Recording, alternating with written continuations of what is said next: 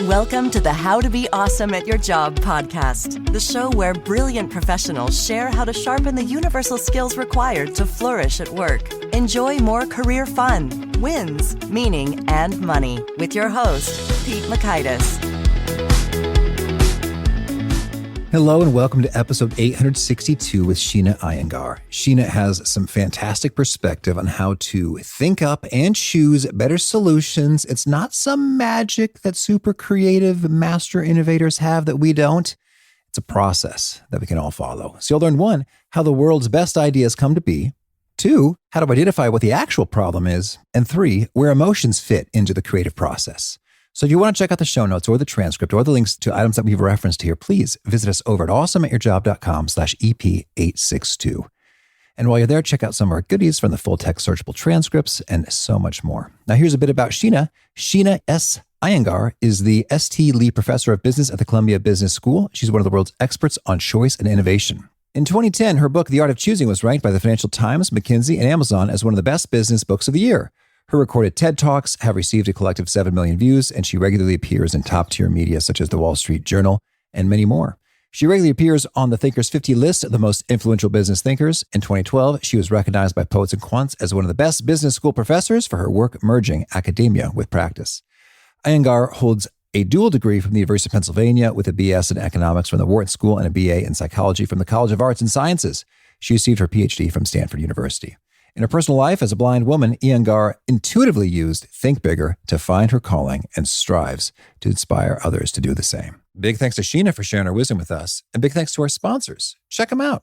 One sponsor to check out is Storyworth. Whenever I'm thinking about meaningful Father's Day gifts, Storyworth leaps to mind. Storyworth helps you preserve precious memories and stories from your father for years to come. Each week, Storyworth emails your loved ones a thought-provoking question that you get to help pick, such as, what's the bravest thing you've ever done? I personally love the prompt so much that I have refreshed Storyworth's questions page many times looking for more. Storyworth makes the writing process super quick and easy. All your loved one needs to do is respond to that email with a story, and then you get a quick copy of that. And after a year of this fun, Storyworth compiles your loved one's stories and photos into a beautiful keepsake hardcover book that you'll be able to share and revisit for generations to come. Families love Storyworth so much, they've got 25,000 5-star reviews on Trustpilot and have millions of stories preserved. So give all the fathers in your life a unique, heartfelt gift they'll all cherish for years. Storyworth. Right now, you can save $10 on your first purchase when you go to storyworth.com/awesome. That's storyworth.com/awesome to save $10 on your first purchase.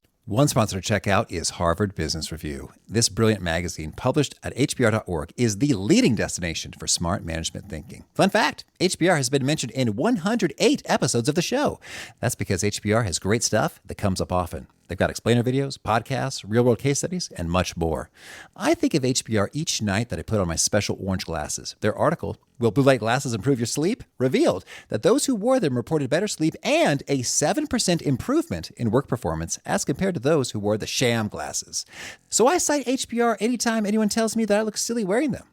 Now, much of HBR's content is available for free when you sign up at their site. Subscriptions that get you unlimited content cost $10 a month. If you visit hbr.org/subscriptions and enter the promo code AWESOME, you can save 10% off of that subscription. Again, to save 10% off of your HBR subscription, go to www.hbr.org/subscriptions and enter the promo code AWESOME.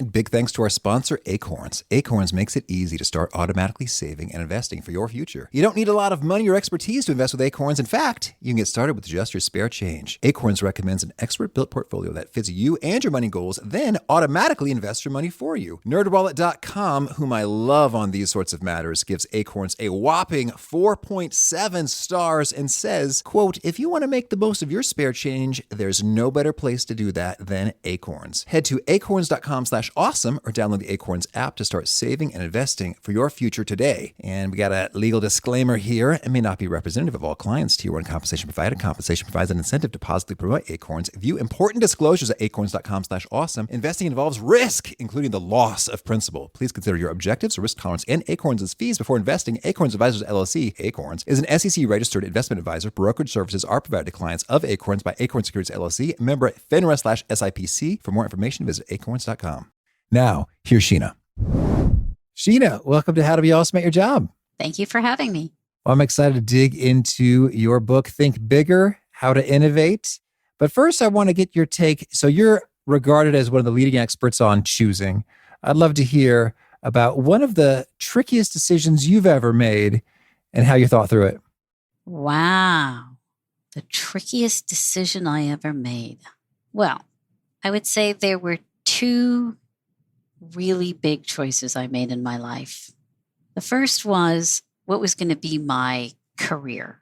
And I would say the best choice I ever made was to study choice. And it wasn't an easy choice and it was a long path. And in many ways at that time, I didn't know I was doing it, but I essentially created Think Bigger as I created that choice for myself. The second tricky choice I made was that I ended up getting divorced after 18 years of marriage. And that was not an easy choice to make. Yeah, I bet. Wow. And thank you for sharing. And to the extent that you feel comfortable digging into that, how does one make such a choice? Well, I actually in many ways used my learnings, my own research to help me make that choice. I kept asking myself the question in lots of different ways. I kept looking at my own data, as in what would be the worst case scenario for me if I did X versus Y, what would be the best case scenario? How would I handle it? Then I looked at what had happened to other people. And so what did the science show about the consequences for other people? And then I would ask myself, if those consequences were to happen to me, what would I do about it? And I found that no matter how I asked the question and how I framed it, I kept coming back to the same desire. And so then I realized that I didn't really know how it was going to all work out, but that was enough to tell me after about 2 years of going back and forth on it, I realized that I had made the choice. Okay. Well, thank you for sharing that. And that's certainly thought-provoking. But you don't want to make a decision like what career you're going to do for the rest of your life or whether you're going to get a divorce in a second. Certainly. Well, so now let's hear about your book, Think Bigger. Any particularly striking discoveries here that have really stuck with you? I would say that the most important thing about Think Bigger for people to understand is that up until now, everything we've been taught about how to innovate, how to come up with your best ideas is old. It's outdated. What Think Bigger does is takes advantage of recent research in neuroscience for the last 20 years that literally tells us how the mind works when it forms thoughts, but we haven't been leveraging it to help us actually become better ideators. And Think Bigger is the first book that does this. Okay. So it brings together neuroscience and cognitive science to give you a new way of ideating. And so for most people, the go-to method when they need to solve a problem or they want an idea is they engage in some form of mind wandering, or they say, look, I'm stuck. Let's get a bunch of people together. Let's do a brainstorm. And Think Bigger says, you know what? You can do better. Okay. Well, so I'm intrigued. Fundamentally, is there a key factor or factors that distinguish those who come up with amazing ideas from those who don't? Is it just about the practices they're engaged in? You mean what distinguishes people like the Einsteins and the Bezos and the Bill Gates, so to speak? Yeah. I would say, yes. We tend to think that the great innovators were special people that or happened to be in special places or in special moments. And while you can often tell a lot of people's stories that way, because those are really good narratives to tell, I think in truth, when you look at all the great innovations throughout history, there is actually a common denominator as to what the method is. Until now, the great innovators did it subconsciously, but we actually know how they did it. And having that knowledge enables anybody to do it.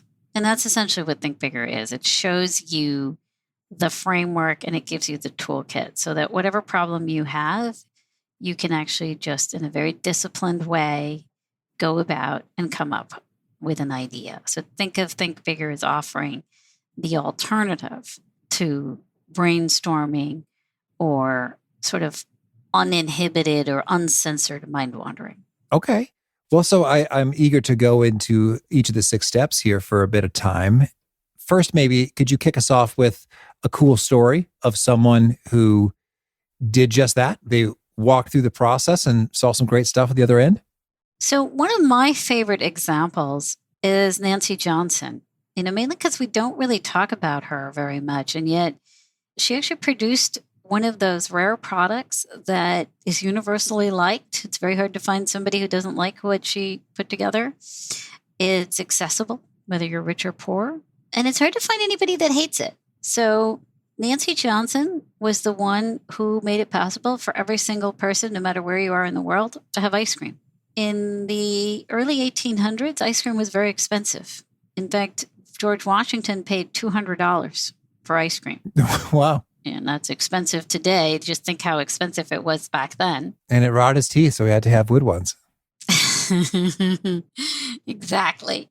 And so Nancy Johnson lived in Philadelphia. She was a woman in her 50s. She was a wife of a chemistry professor. She was also an abolitionist. So she was part of the Underground Railroad. And so she's noticing how ice cream is being made and why it's so expensive. And so back then, they would have a big bowl. They would fill it with ice. And then they would put a smaller bowl in there, fill it with cream, and they would stir. And while they were stirring, the ice cream would start to melt. And it would also form lumps. And it was also backbreaking labor. And so here's what she did. And in fact, I'll describe to you the story in a way that also essentially gives you the method. So she said, okay, how do I make the process of making ice cream easier and essentially cheaper? Well, what's getting in my way? First, it's backbreaking labor. Second, how do I keep it cold as we're stirring it? And third, how do I prevent lumps? So those are the subparts of her problem that she needs to solve for in order to solve for the bigger problem. Well, how do we keep it cold? You take a large water pail that had already been around for 400 years. You fill that up with ice, and then you find something that you put in it that knows how to keep things cold. Well, what was something that people regularly used to keep some liquid cold? In the taverns, where she was, as a woman, not really allowed to go, they would serve beer in pewter mugs. Well, what about putting the cream in pewter? So now you have a pail filled with ice and the inner bowl made of pewter. You put the cream in there. Now, how do I make the labor of stirring it not as arduous? What if we take a grinder, a hand grinder that was used for making coffee, for grinding coffee or spices? Now, how do we prevent the lumps? I'm going to attach to that grinder spatulas that have holes in them. So one of the things that she learned from the runaway slaves that often came from the sugar plantations was that when making molasses, they would have to stir really hard, hot liquid that could easily form crystals. And what they found was if you put holes in the spatula, the liquid would go through and it would be less likely to form crystals. Why not do the same thing with cold cream? You put these elements together, the pail, the pewter bowl, the hand grinder, the spatula with the holes, and you have a new technology that was deemed a disruptive technology in 1843 by the Library of Congress. Okay, there you have it. I happen to love ice cream, and I love the example of Nancy Johnson. That is a cool one for sure. And so I did see that outline. We've got 6 steps. Step 1, choose the problem. Step 2, break down the problem. Step 3, compare wants. Step 4, search in and out of the box. Step 5, choice map. And step 6, the third eye. So I'd love for you to elaborate on each of these a bit. But first, I'm just going to say, I noticed none of the steps nor in the story is there have a eureka moment in which, a thunderbolt of insight arrives out of nowhere. Where does that fall into the things? We love eureka moments, and I certainly want you to continue to have eureka moments because they're powerful in terms of helping us keep motivated.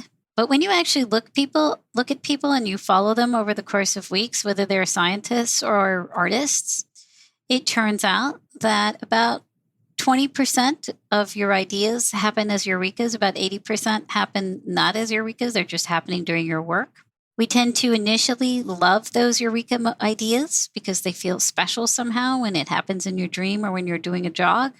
Over time, though, most of those eureka moments are less likely to actually be adopted. Mm-hmm. So we do tend to overweight the aha moments.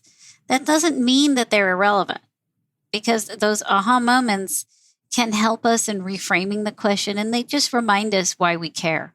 Yeah. Okay.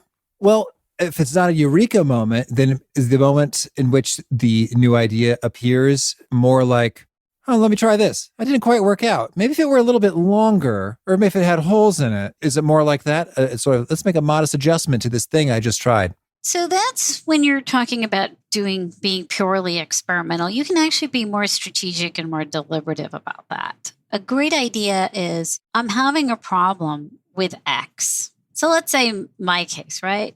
I am blind. I remember when I first started to teach, nobody knew how you could have a blind person get up and start teaching, right? Nobody had the answer to that.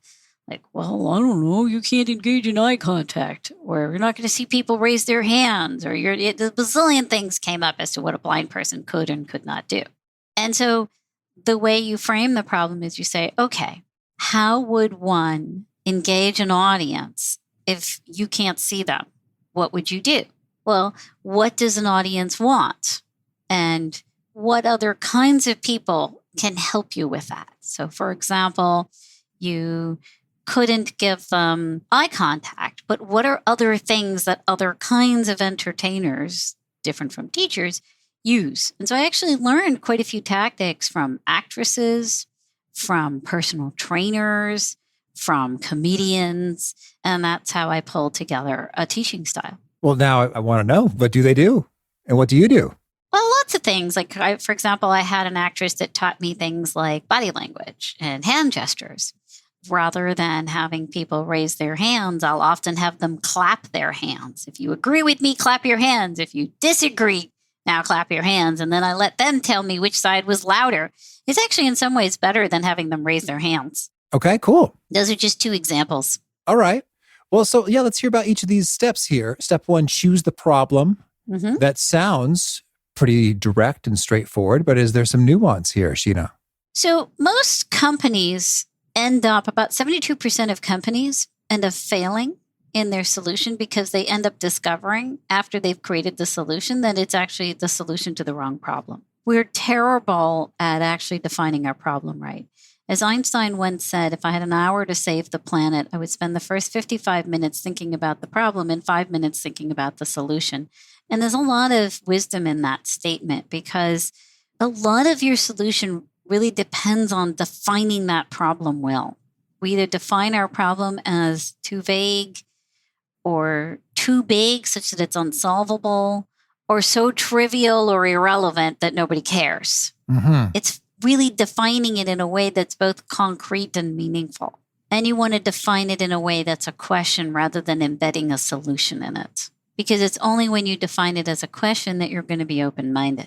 Can you give us some examples of well-defined problems versus their poorly defined counterparts? Oh, that's a great question. Okay, well, how do I solve the problem of climate change? Terrible question. Okay. How do I create a car that's affordable? That's a doable question. All right. So the first one is just so huge. It's just too big. It's not getting us anywhere helpful from an innovation perspective. How do I know if somebody is passionate? Not a good question. Too vague. And then what would be the better version of that? How do I find something that I want to spend many hours doing? Okay. And can we give us some better versions that are climate adjacent to sharpen that contrast? Sure. How do I create a substitute for meat that people want to eat? Okay. Right. And we already see companies doing that. Let me get your take on this one. How do I create market incentives for automakers to reduce their emissions? How's that feel? Pros, cons? So for that one, you have to first know, is the problem emanating from the car companies or from the buyers? Oh, gotcha. Yeah, so there was a solution or assumption embedded in it. Yeah. Okay. So it sounds like choosing the problem, we got to do some homework before we can even hope to make a statement that it's a good choice. Is that fair to say? You're going to do a lot of work, and you're going to probably keep tweaking and tweaking and tweaking the problem you're trying to solve till the very end. Okay. It's just like writing a paper. You often write your first sentence at the very end. Understood. Although you knew what it was, generally speaking, at the very beginning, and you keep writing towards it, but you're still tweaking. Okie dokie. So then, just like Nancy Johnson, after you've defined the problem, you then break it down into its most important subparts. Now, every problem has many, many layers. So you've got to be able to identify the most important ones. And I say somewhere between 3 and 5. Sometimes I let you go up to 6. But beyond that, it's cognitively paralyzing. So you're not going to do a good job. You got to make this doable.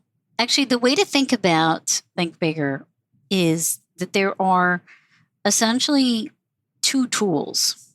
The first is the choice map, and the second is what we call the big picture. It's where you compare wants. And so the choice map is where you define your problem, you break it down, and then for every sub-problem that you have, you then go search. You search first in industry, and then you search across to many other industries that have nothing to do with your industry, but you're searching for the way in which they have solved for an analogous problem. What other objects do people use to keep liquid cold, for example? What other sorts of backbreaking labor is there that has the problem of things getting lumpy? Another example, right? So you look in totally different industries that have to deal with an analogous problem. And you see what they're doing, and then you obviously have to, in some ways, adapt or edit their tactic, but you're importing it in. And so you do that for every sub-problem. You're searching. So we often think that the part of ideation is just sitting there and reflecting. I'm not doing that. I'm saying the actual ideation process itself is its own exercise, a mental exercise. And so you create a choice map where you have your problem, you break it down, and for each sub-problem, you find ways of solving it that has worked in the past. And now you combine those tactics, just like Nancy Johnson did, to create a machine. Okay. That's how you have your greatest innovations. That's true whether you're looking at Nancy Johnson's ice cream machine or Henry Ford's car or Netflix or Amazon or, Paul McCartney's great song Yesterday. So that's intriguing. So songwriting can follow the same process. It's the same thing. Yeah. Most innovators, though, are not being as deliberate as I'm saying. Most innovators are doing what I'm talking about subconsciously. What Think Bigger is about is making you more conscious so that you can do it whenever you want. You can do it on command, and you can practice it and get better and better and better at it. Well, I'm really intrigued with that the example of a song. Can you walk us through how those steps apply when the innovation doesn't feel so much like a patent or an invention, but a work of words put together? Let's take something that's a little more visual that might be easier to explain. So you want an example from, say, Picasso or like Lady Liberty, since that's a piece of art that anybody, no matter where in the globe, would have seen. So everybody knows the Statue of Liberty. And we love the Statue of Liberty for all that she stands for and what she means, etc. Now, we assume that the person who made her was a genius. And certainly what he did and what he created ultimately is a masterpiece.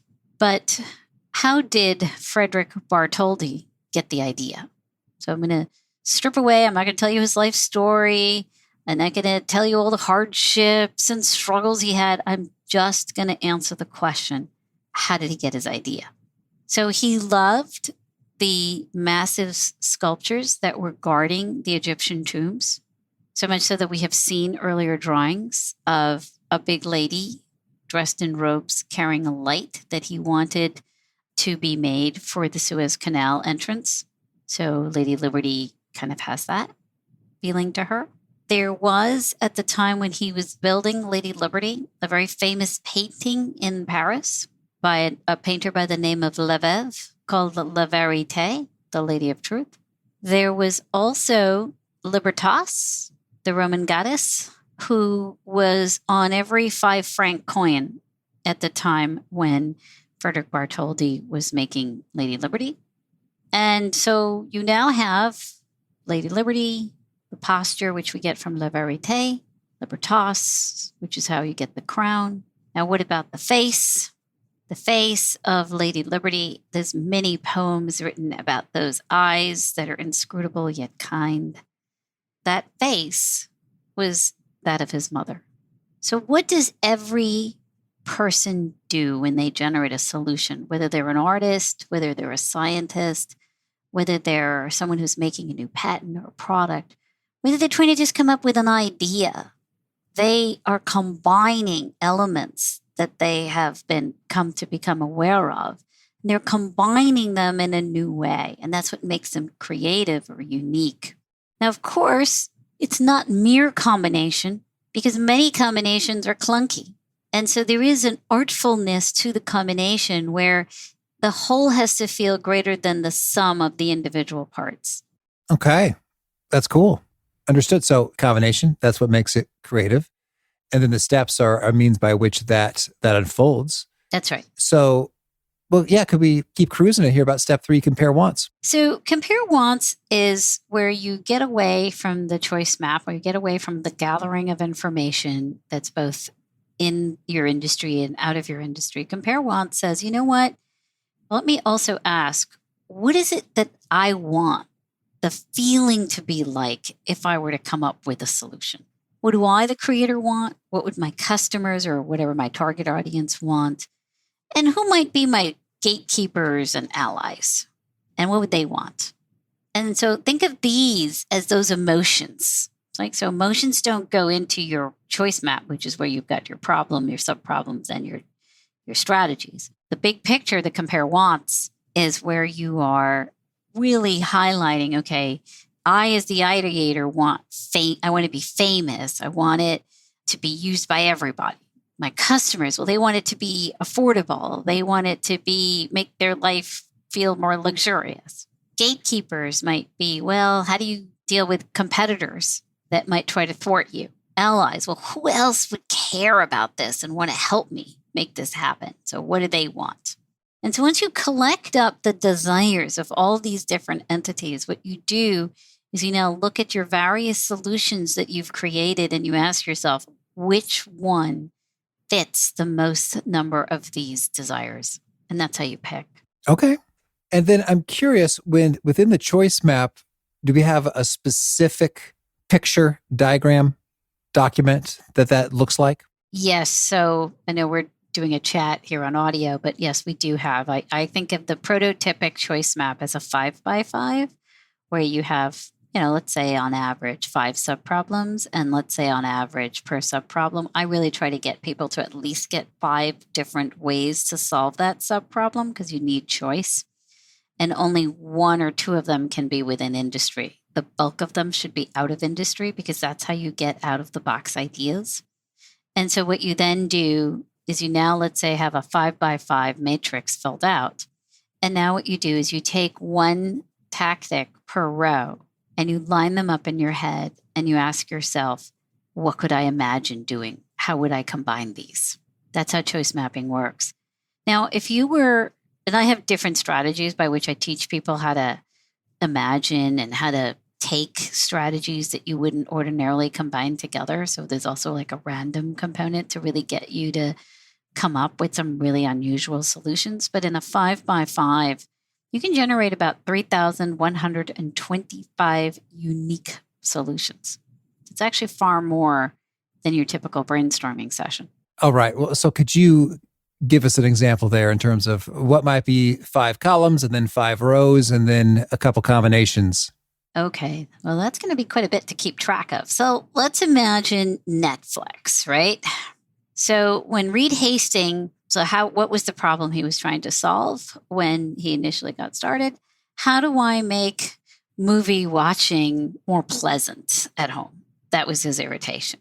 And so he had, the first was, well, How do I make it so that I don't have to lift my butt and go down the block to return a movie every day? Otherwise, I get a late fee.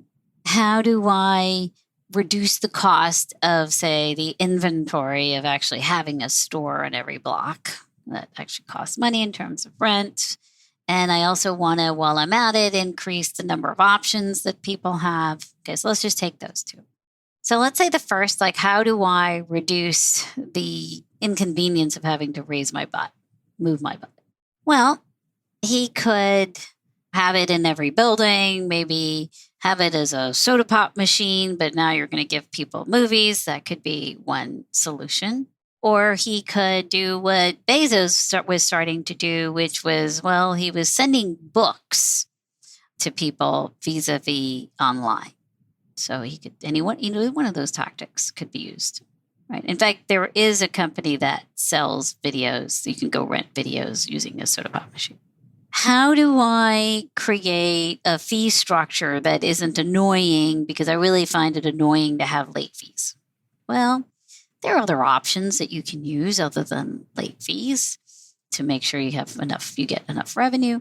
Well, it could be that I use the gym membership model, where you can use it as much as you want, and you just have a flat monthly fee. Or I could say, look, I'm only going to give you a certain number of movies per week.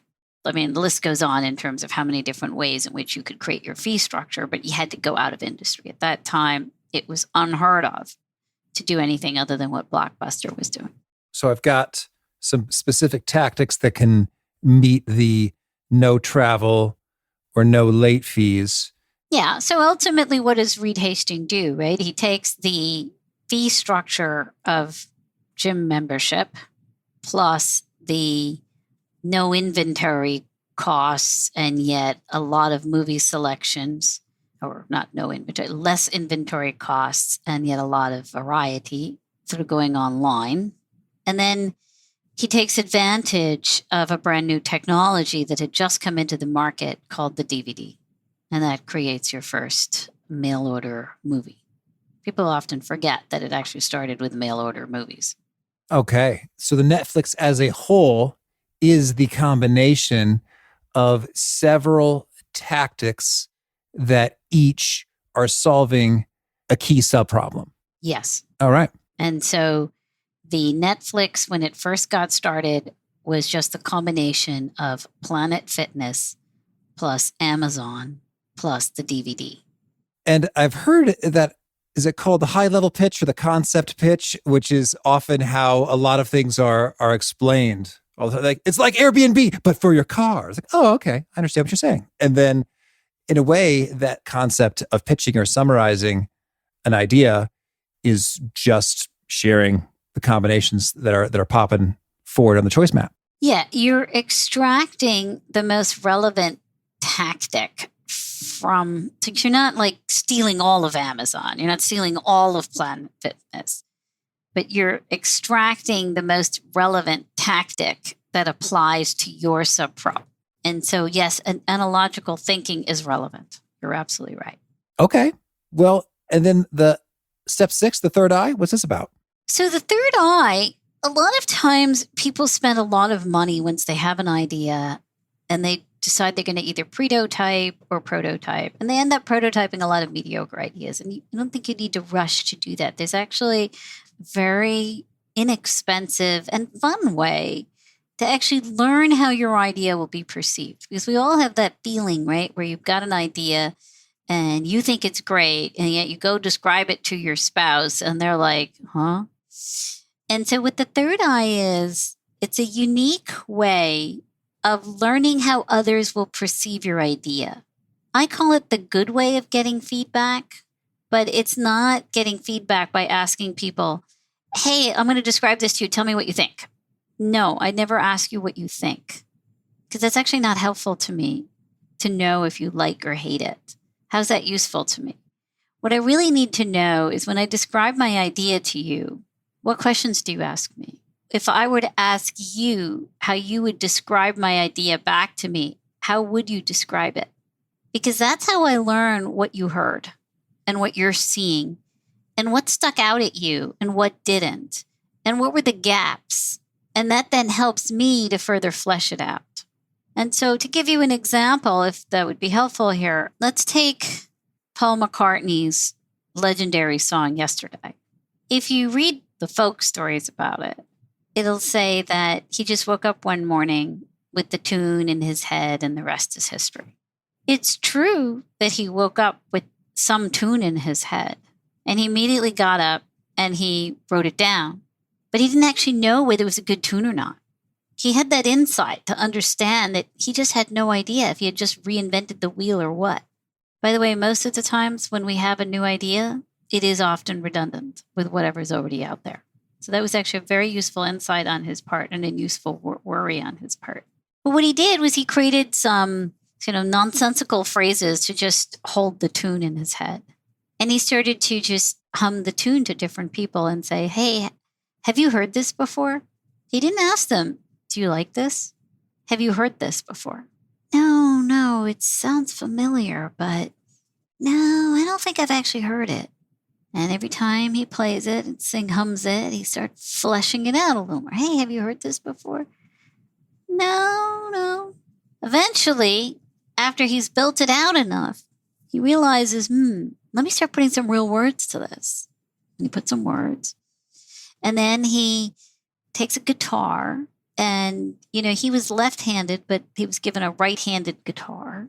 And he just played it with the wrong hand because in part he just wanted to hear how it was sounding and let other people hear so that he could see whether they were hearing what he was hearing. Was it a song? And so that's how little by little he's forming the song. Okay. Thank you. Well, Sheena, tell me anything else you want to make sure to mention about innovation, key steps, best practices before we shift gears and hear about some of your favorite things? I think too often we think that creativity is like magic and that it'll just happen when you least expect it and it'll happen in this flash of a second and that it's kind of out of your control. It happens to special people or in special moments.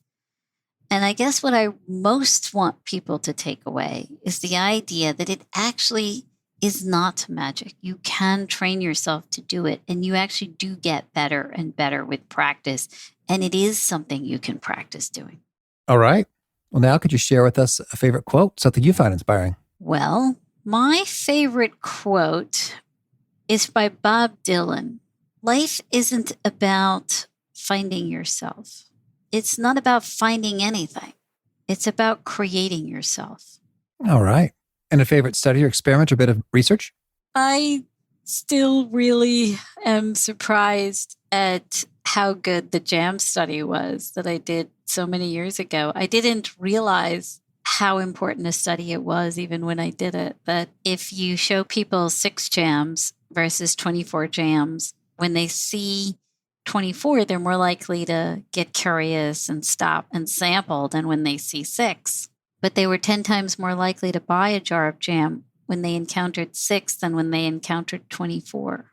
And that I did in the year 2000, and I didn't know that it was actually a moment. It was a tipping point that we were actually entering a world where we really was having that the amount of choice we had in the 90s was high, but that it was really going to get even higher.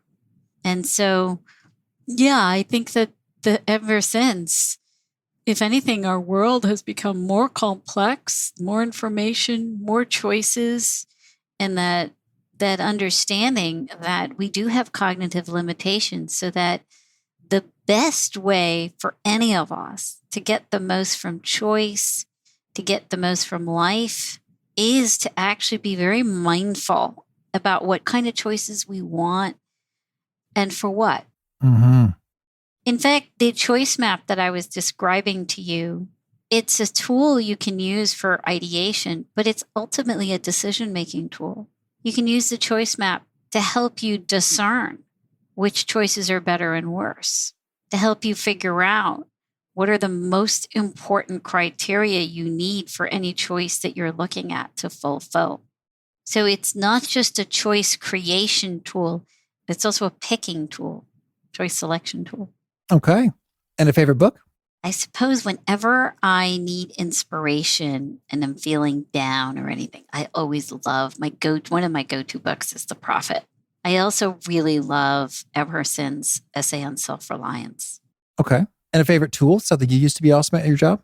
My favorite tool then probably is my Apple Watch. It keeps me on time. It has actually made my life a lot easier.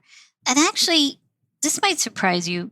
It's now old-fashioned, right, to use paper and pen. Mm-hmm. Now, the equivalent of that for a blind person is Braille paper and a stylus, like slate and stylus, like handwriting Braille. Almost no blind people handwrite Braille anymore because you have Braille, just like you have a laptop for normal typewriter, you have that for a Braille.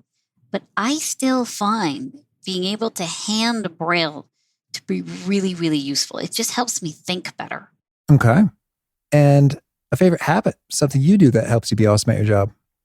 Every single day, the first thing I do when I wake up is I ask myself, what are the 3 most important things I need to do today? And that helps me reduce the clutter. All right. Because there's so much coming at you every single day. And is there a key nugget you share that really seems to connect and resonate with folks? They quote it back to you often? To get the most from choice, you have to be choosy about choosing. Mm-hmm. And if folks want to learn more or get in touch, where would you point them? Well, you can find me on LinkedIn. You can come find me at the Columbia Business School, where I'm a faculty member. You can email me. All right. And do you have a final challenge or call to action for folks looking to be awesome at their jobs? Never feel that you can't make your life better. There's a lot of times we have dreams and not all our dreams get fulfilled. But the great thing about dreams is they come in an endless supply pack. And if you're able to pick other dreams and figure out which dreams you can make come real, do it. All right. Sheena, this has been a treat. I wish you much fun and many big thoughts. Thank you. I love Sheena's take there about being able to follow a real process. Seriously, step by step. Here's the outline. Boom.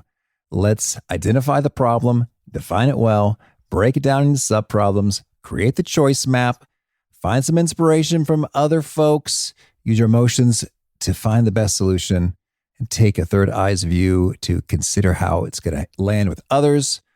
So much good stuff. We don't have to wait for inspiration, eureka to strike unpredictably, but rather we can engineer it and make it happen. Again, the show notes, the transcript, the links to items we've referenced are at awesomeatyourjob.com/EP862. Hope to catch you next time, and peace. Thanks for listening. To get the most out of the show, we recommend 2 key things. First, check out the extra resources at awesomeatyourjob.com. You can find this episode's transcript and links, as well as the perfect episode for your situation. You can search the full text transcripts of hundreds of episodes or explore episodes tagged by topic and competency covered.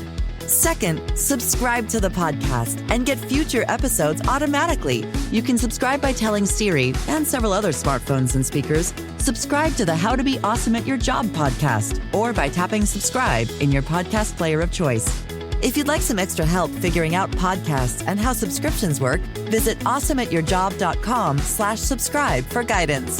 Hope to catch you on the next episode of How to Be Awesome at Your Job.